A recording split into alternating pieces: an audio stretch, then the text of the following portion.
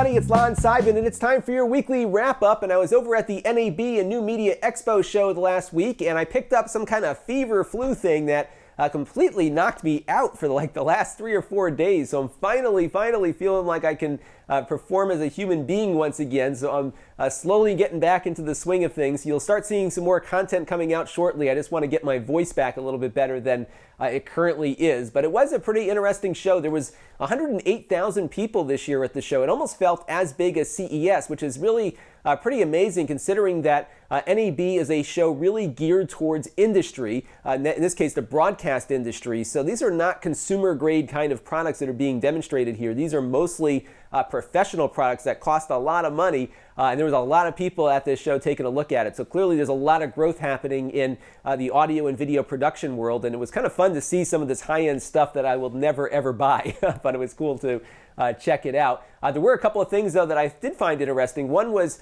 the video assist from Blackmagic. This is a video recorder that records onto SD cards, but it records in formats native to Premiere and to Final Cut Pro, which is really nice. So when you go to edit, you don't have to do any transcoding. You can just pop in your card right out of the recorder and get a file that is completely editable right off the bat. And it's $495. It has the screen on there too, which is a really nice looking screen. You get the histogram and the audio levels too, which is really pretty handy, and it'd be really good for me because currently I'm using this. This is the HyperDeck shuttle recorder, and as you can see, I don't have any screen on here at all. I've got to use a separate monitor that I keep in front of me, and the color on that monitor isn't all that great. So having something that's a little bit better at giving me a good idea as to what my shot looks like would be really helpful. So that was something I found interesting. And a lot of you were interested in the Blackmagic Micro Cinema camera. This is kind of like a GoPro on steroids in that you can change out the lens on it. So unlike a GoPro, which is kind of limited to that wide angle lens only, the Micro Cinema camera you can change out and put on any Micro Four Thirds lens on the front of it. So you get a lot of flexibility as to what you can shoot with it because you can change the lens, which is really cool. It can also be mounted up on quadcopters and used in a lot of different production environments, and they have a pretty extensive remote control interface, so you can control all the things like iris and focus remotely from it, which is pretty cool. The problem though with these cameras is that they don't really have a very good autofocus, so you have to really have somebody kind of working those parts of the camera while maybe you're flying the quadcopter or something like that. So for a one-man band operation, not so great, but I think if you're in a production environment and want something really that small and flexible, that camera might be something really worth taking a look at. I also ran into the folks from Boinx Software at New Media Expo, and they've got this great app called BoinxTV that it's kind of a neat thing. It's a video switcher for the Mac. You kind of need more of a higher performance Mac, like an i7 based machine with some decent video graphics hardware, but it can do stuff like you're seeing here, like overlaying graphics over video that's playing back. It can run scaled video in the window here like this as well. So it kind of does some things that a TriCaster does, but the current version has been very limiting in that you can't stream from it directly,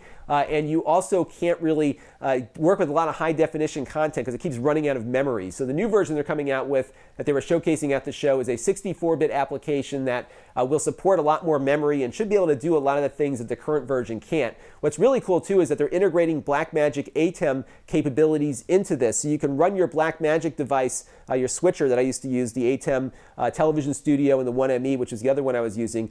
You can run those through your Mac and then have Boinx kind of overlay things on top of it. So you could use this to switch cameras, and then if you wanted to have some of these motion graphics or playback video from your computer in with a much simpler interface, you could set up a bunch of macros and hotkeys and just have everything function through this single interface. So it's a pretty neat way to control your switcher as well as giving it some extra functionality too using your Mac. So I'm looking forward to seeing what they do with that moving forward.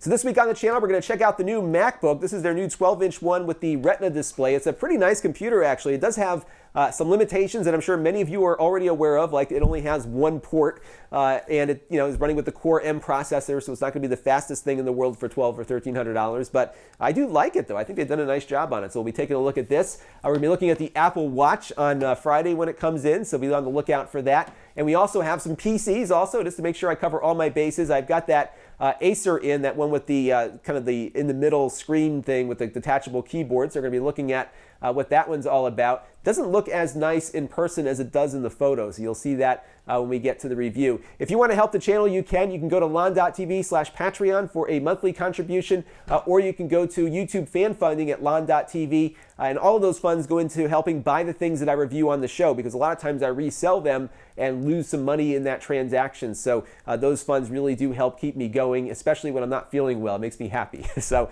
that will do it, though, for this week on the show. You can always find me via my email list at Lon.TV/email. We got the forums at Lon.TV/forums. Facebook, Lon.TV/Facebook. You can find me anywhere. Look me up, and I'm always happy to interact with all of you. And until then, this is Lon Simon. Thanks for watching.